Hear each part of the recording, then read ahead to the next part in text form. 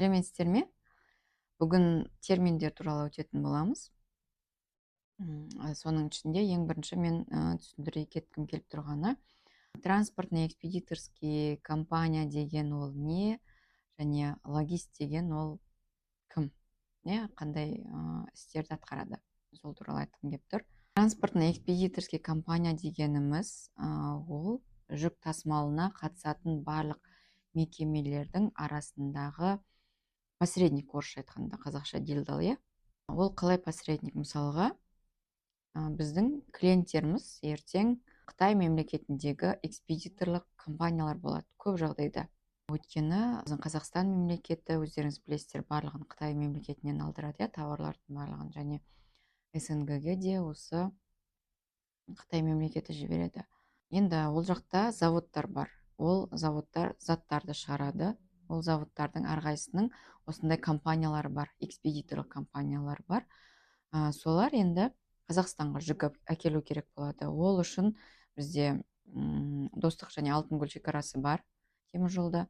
Сол шекарада өте көп операциялар жұмыс жасалады. Енді Қытай компаниялары олармен тура жұмыс жасауға мүмкіндіктер жоқ олардың. Келісім шарт жасасып, әрқайсысына оның әрқайсысына ақшасын төлеп, солай отыратын оларда мүмкіндіктер жоқ. Оның барлығын осындай біз сияқты транспортный экспедиторский компаниялар жасайды.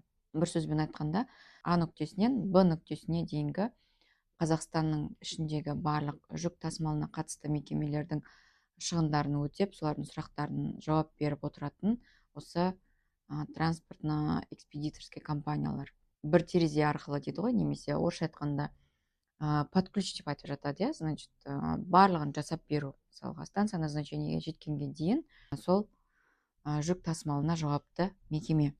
Логист деген кім? Ол біздің осы транспортный компанияда жүк жіберуші мен жүк қабылдап алушының қалушыға жүк жетем дегенге дейін, мысалы, қандай сұрақтар туындайды, қандай құжаттар болады, қандай мәселелер болады, солардың барлығына жауап беріп, реал тарифте жаңағы санап ставкасын беріп, әрдайым клиенттермен байланыста болатын осы маман логист деп аталады.